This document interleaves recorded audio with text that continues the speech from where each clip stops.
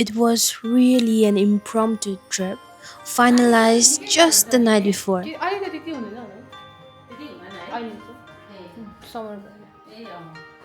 We packed up according to our instincts, bought some snacks and gifts for the family living where we were going, hopped on the car, and off we went.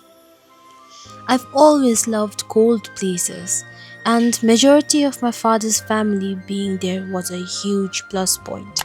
We're at the checkpoint for the Natak bus. Can you hear me? I don't know. I can't hear myself.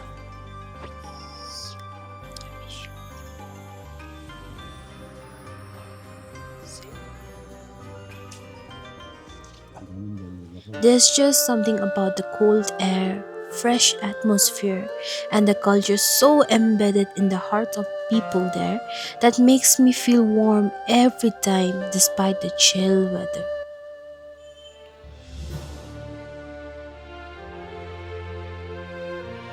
We were welcomed by the foggy weather, as you can see, but I think it has its own perks, doesn't it?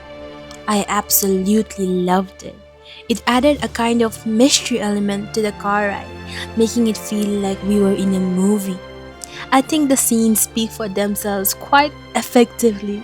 I'll stay quiet for a bit.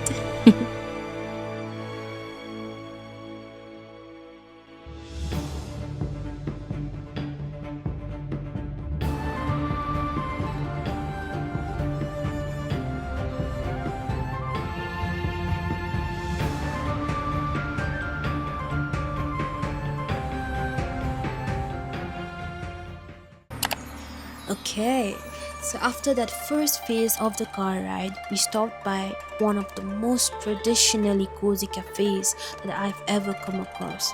I mean, look at this. Arcade feeling jagah. I can't explain. And for some reason, there was an actual Korean TV show being played on their television. बहिनीहरूले पनि यस्तो मजा गरेको I think it was specially because of this car. It's a good business strategy, I guess. They were curious about everything. Well, in the awe of everything that I could see, I forgot to take pictures of the food before they got eaten. It was in Chupsu that I started feeling cold, and thus I threw on my jacket, let my hair down, and Hinuta, I just realized that my lips had started chapping right then. The view from here was breathtaking. I think I may have a thing for antique houses. I wouldn't mind living here.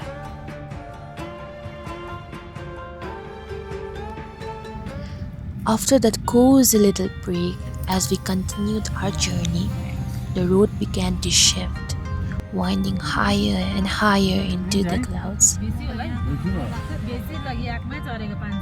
याकको त 1000 कति लिन्छ नि full वरिपरिको अर्कै छ There's something quiet about these mountain roads and houses, like the silence knows something you don't. Personally, I found this building so vintage and pretty that I couldn't resist the urge to include them in this statement. This road led us to the famous Changgu Lake. We first passed the Chonggu shopping complex, a cluster of little stalls tucked against the curve of the hill. They sell warm clothes, souvenirs, and the kind of fuzzy gloves you think you won't need until the wind changes its mind.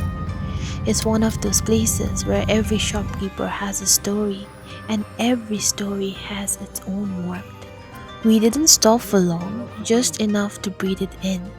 The air was thinner, colder, and everything from here on out just felt bigger. And then, just like that, the road opened up, and there it was, Tongo Lake. A name I'd heard since childhood, but somehow it still intrigues me. Tongo Lake sits at around 12,000 feet and is one of those places that feel older than time.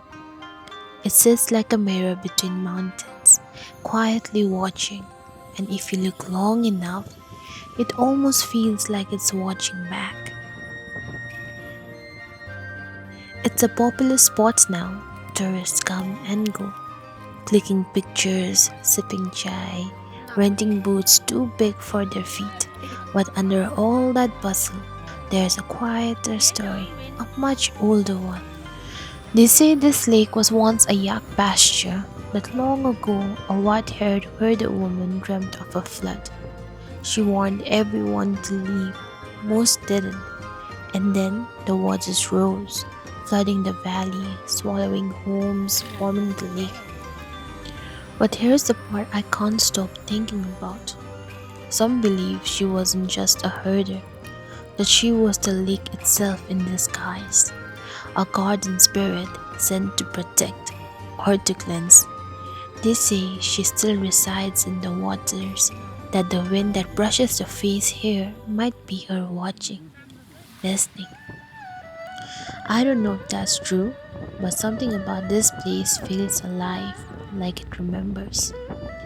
The monks say the lake listens, that it reflects not just the sky, but everything that's about to come. For generations, they've read it like a sacred mirror, using the water's colors, movements, even its silence, to predict storms, harvest, and fate. And then there's the story of Guru Padmasambhava, the revered tantric master who brought Buddhism to Tibet. When he journeyed through these lands, he passed by Toungoo, and a tear fell from his eye during meditation, blessing the lake forever.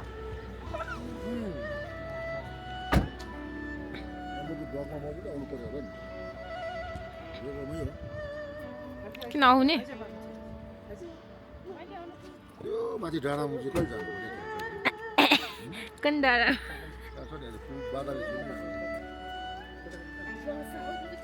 And long before these roads carved their way through snow, Toungoo was more than sacred. It was part of the ancient trade route between Sikkim and Tibet, a place where monks, merchants, and mules all passed, guided by prayer and purpose. Even now, when the mist clears for just a moment, you can almost feel it, the weight of all those footsteps and offerings, the legends folded into every ripple of water. And maybe, just maybe, it is the lake that remembers us, not the other way around. There's still so much I want to show you, but I'm starting to realize that trying to fit it all into one bite-sized video is like trying to fold an entire sky into a notebook. So maybe this is just the beginning. Maybe this is episode 1? I guess we'll figure it out as we go. Either way, I hope you'll stick around for the rest of the story. The mountains aren't done whispering yet. See you in the next one. Bye!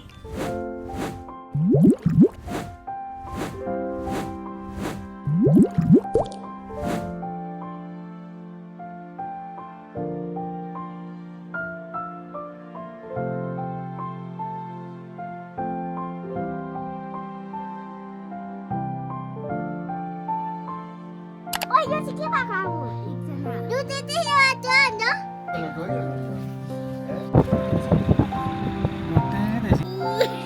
मलाई पर्छ मन पर्छ कि हो